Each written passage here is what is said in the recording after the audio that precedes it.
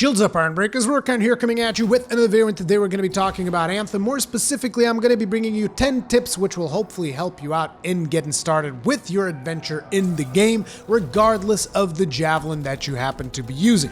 If you find this video useful at all, or if you just enjoy it in general, hit up that like button because it helps out a lot, and it will probably motivate me to do one of these videos for each of the Javelins, giving you guys different tips for different Javelins, kind of like how I covered the different weapons in Monster Hunter World. So, anyways, without any further ado, let's get started.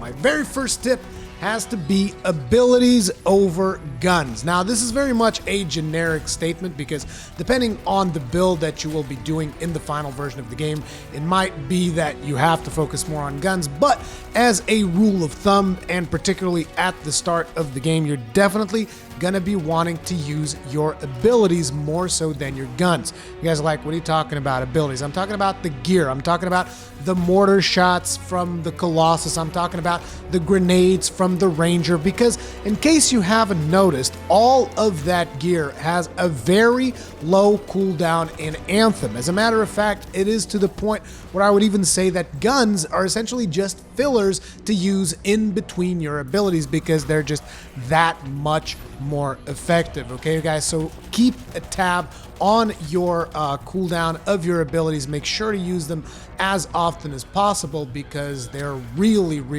effective, and particularly, like I said, in the earlier levels, they're going to be way more effective than your guns. They're going to allow you to deal AoE damage, and they're also going to trigger something that I will be mentioning in my next tip.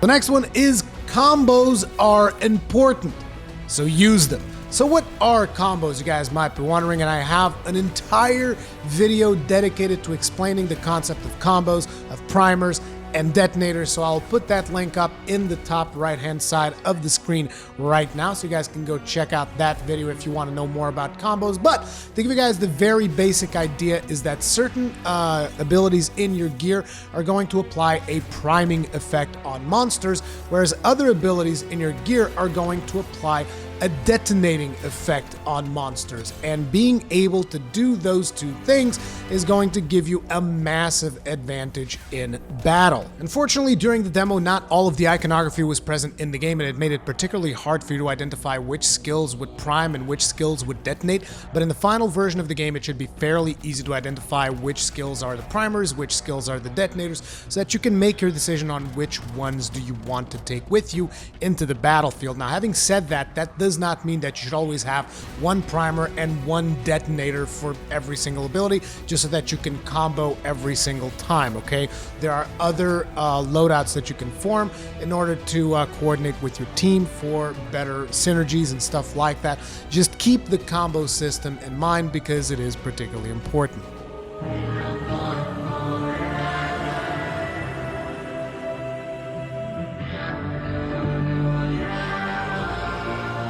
While we're on the topic of the combo system, I figured I should also mention that each melee attack for the Javelins has a particular role in the combo system. So in the case of the Colossus, the Storm, and the Interceptor, your melee attacks will act as detonators. So essentially, if you want to, with these particular Javelins, you can bring two priming abilities and then use your melee attack to detonate. Now, in the case of the Storm, I would not really advise that because you don't want to be in melee range when you're playing the Storm, but either way, it is a possibility, and with the variety of builds that will be available for you in the final game, who knows how effective something like that can be. You will notice, however, I did not mention the Ranger's melee attack, because unlike all the other Javelins, the Ranger's melee attack does not detonate, but it does prime with lightning, okay? So in the case of the Ranger, you can actually afford to bring two detonators if you want to, and then just prime targets using your melee ability. Once again, you should keep in mind that, going into melee range is particularly dangerous, but when you're planning out your loadout, never forget that your melee ability also plays a role either in priming or detonating depending on the Javelin that you are using.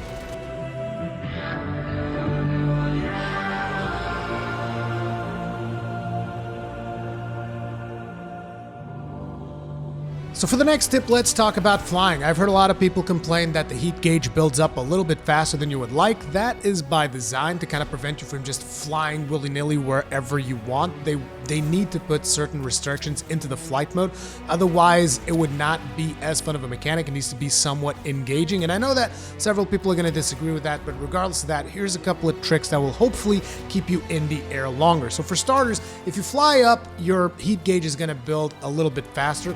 If on the other hand you fly down at a certain angle, you will be able to slightly regenerate your heat gauge. So if you want to stay in the air longer and you happen to be at a good altitude, you want to fly down, and that will allow you to keep your momentum going whilst still lowering your heat gauge, which will allow you to stay in the air a little bit longer. Now, while you are going downwards, you might want to look for a waterfall, because if you're able to fly through a waterfall or close enough to a waterfall, usually I like to aim at the very tippy top of the waterfall when I'm going up. If you fly through that, it should reset your heat gauge, which will allow you to keep on flying for longer periods of time. If you do not have a waterfall, but maybe you have a lake, you might want to consider flying closer to the lake. The closer you are, the more you will notice that it will have a cooling effect on your jets, which will allow you to fly for longer periods of time.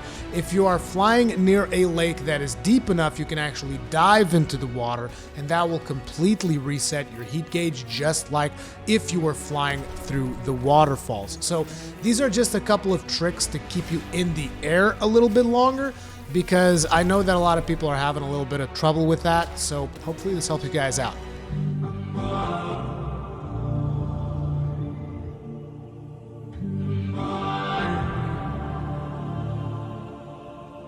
Now, another important thing about flight is that some people are having some problems controlling their Javelin in flight, like they keep hitting walls and stuff like that. And one of the things that I've noticed is whenever I see gameplay, people are usually just going full throttle or hovering, and that's the only two things I see people do. And it is important to mention that there's actually 3 different flight speeds besides hover. And also, if you're a Storm, you want to be getting used to hover, because hover is super useful for Storm, but I might just put that on the tips for Storm if I happen to do a follow-up video to this. But anyways, so how do you access these 3 flight speeds? Well, the one flight speed that you already know is like full boost afterburner mode, which is whenever you take off, you press forward, whether that is W on your keyboard or you press the left stick forward on your controller, and you go full blast. Now, if instead of that, whenever you take off and you go into flight mode and you don't touch your keyboard and don't touch your controller stick, you'll see that that is a different flight speed, which will give you additional maneuverability because you're not just going full blast all the time.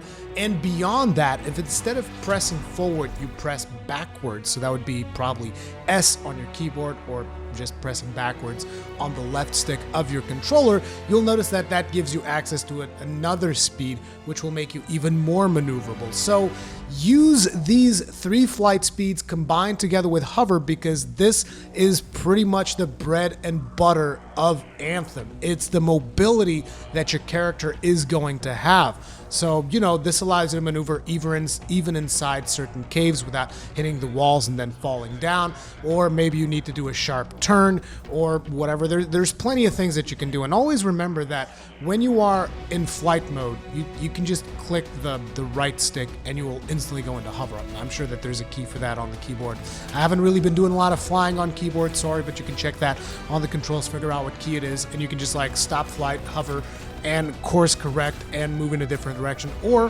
just use the 3 different flight speeds to be able to maneuver a little bit more effectively.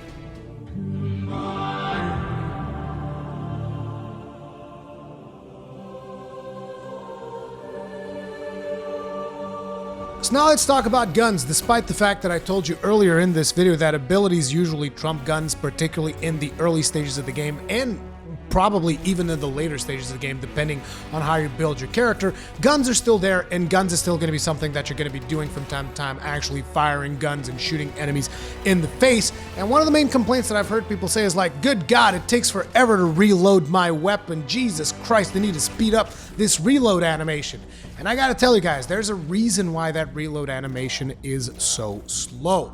And the reasoning is the developers don't want you to just sit behind a rock, shoot, and reload. It is intended for the reload to feel a little bit awkward and to feel a little bit slower than normal. Now you guys may say that's bad game design, that's this, that's that, that's the other. I'm not here to argue that. What I am here to tell you is that the reason why it's so slow is because if you actually go into the battle and you pick up ammo that the enemies drop, it will instantly reload both your weapons, okay? So basically you can plan out, okay, I'm gonna shoot this gun, I'm out of ammo, fly into the battle, pick up an ammo, and you don't even have to reload your weapon. You don't have to go through the animation, just pick up the ammo, keep firing. There's been a couple of situations in my Colossus where I start firing my autocannon, I mow down a bunch of enemies, and I just keep picking up ammo along the way, and I can be just like firing for a good long while without ever really needing to reload. So just keep that in mind. Whenever an enemy drops ammo, instead of trying to reload every time that you're shooting, try to be a little bit more active in the battlefield, collect ammo drops as they fall so that you can keep advancing. They want to promote this playstyle where you're taking advantage of your Javelin's mobility instead of playing the more stationary, hide behind cover and shoot things. I'm not saying you should ignore cover, mind you. You should definitely use cover when applicable, but always try to be on the move. This is more about running and gunning, or should I even say flying and gunning.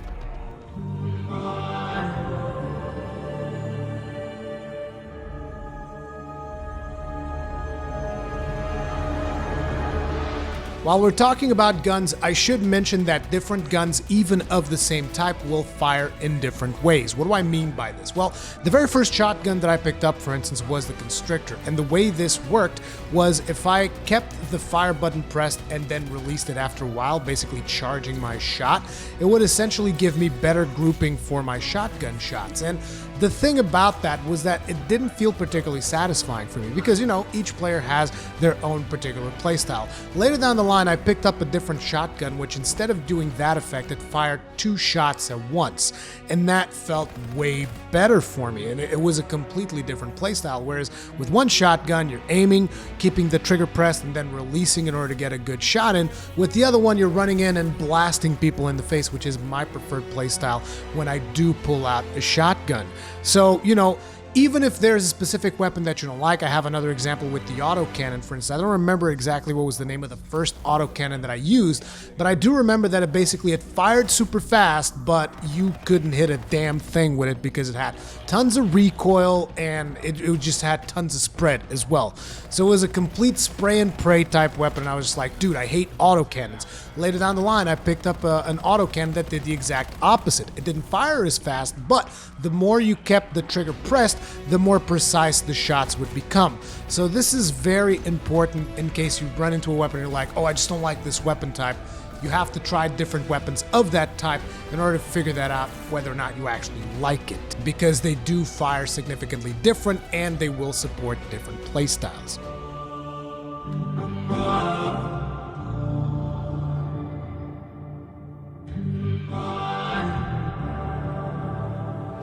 So let's talk about components, because one of the complaints that I heard throughout the demos was that the Colossus felt particularly squishy. And as a matter of fact, if you go back a couple of videos, you might find me saying it as well. Me saying like, oh my god, Colossus feels incredibly squishy when compared to some of the other Javelins, which is weird because it's supposed to be the tankiest Javelin in the game, right?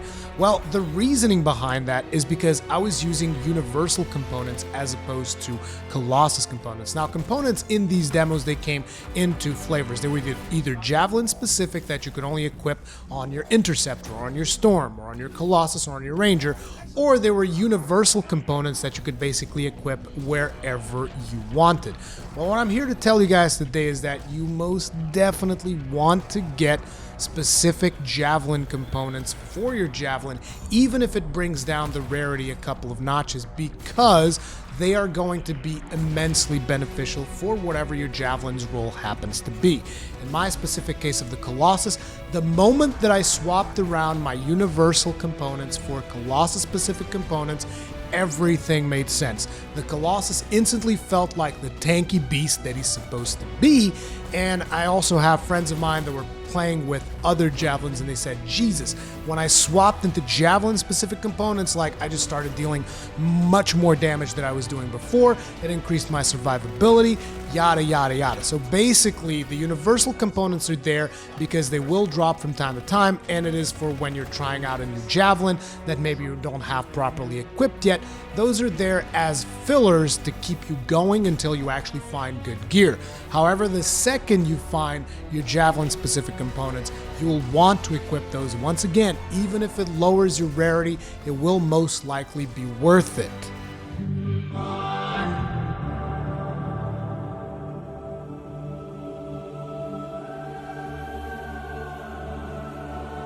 Earlier in the videos, I talked about combos, and now we're going to be talking about elements, which usually come from combos or from your gear abilities. Either way, the reason why elements are particularly important is because they address one of the biggest complaints that I've heard throughout the demo, which is people saying enemies are really bullet spongy. It takes a lot of bullets to bring down certain enemies in the game, and I feel that people are potentially not using their abilities appropriately. Like I mentioned on the very first step of this video, this game is more about using your abilities than necessarily shooting your guns.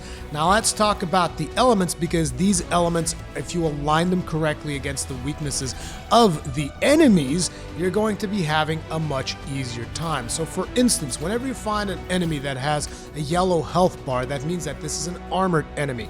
And if you specifically hit them with acid or fire, you're going to be dealing more damage than normal, particularly if you happen to be priming them with acid. It is going to just straight up increase the amount of damage that they take.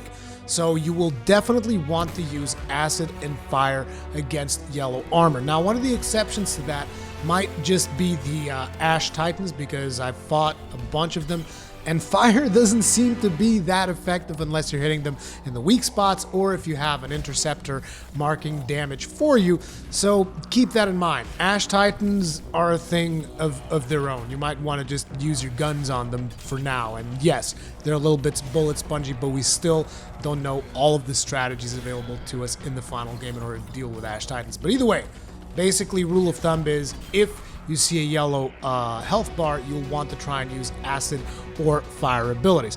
On the other side, if you see a blue shield on top of your enemy's health, then you will want to use lightning and frost, because they're going to deal increased damage against shields. Now, during the demo, one of the things that I did notice though is that frost was just not dealing that much damage, because frost has a much more powerful component to it than damage, which is the ability to actually freeze enemies in place. So it's got CC for it, so it can't just deal like massive amounts of damage and CC on top of it. So mostly against shields, if you have lightning available to you, that is what you definitely want to use. Otherwise, grenades also work well, but basically using these different elements against the weaknesses of the enemies is going to ensure that you have a bit of an easier time and maybe stuff doesn't feel as bullet spongy.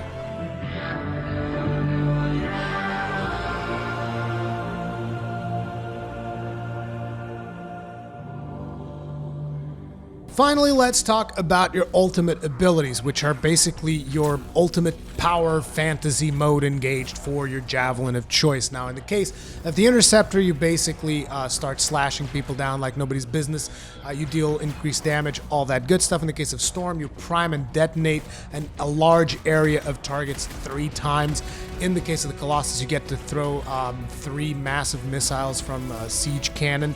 And in the case of the Ranger, you get to throw down a Gundam-style missile barrage, which is pretty friggin' cool. All these ultimates are awesome, but the coolest thing about your ultimate ability is that you are essentially invulnerable whenever you activate your ultimate until the ultimate ends. So throughout the full duration of your attack, your prep up time, all of the stuff that you happen to be doing throughout your ultimate, your character is invulnerable. And not only that, but when you finish your ultimate, you will gain full health, full shields, and full refresh on your flight gauge, which is particularly useful. So basically, not only you can use your ultimate whenever an enemy is down and he's got an opening and you can just like beat the crap out of someone, but you can also use your ultimate as a survival technique. If you're down or about to go down and you're like, oh crap, I'm about to die, and your ultimate is available, you can prevent dying and you can turn the tide of battle through the usage of your ultimate. And those were all the tips that I had for this video. Was there something in this video that you were not aware of? Did you learn anything from all of the stuff that I mentioned here? Let me know in the comment section down below. Let me know if you have tips that you yourself would like to share with the rest of the Iron Breakers. Thank you very much for watching this video. If you enjoyed it, hit it up with a like. If you are new here, remember you can always subscribe and hit the bell notification icon so that you're actually notified whenever I put up a new video. I'll see you guys in the next one.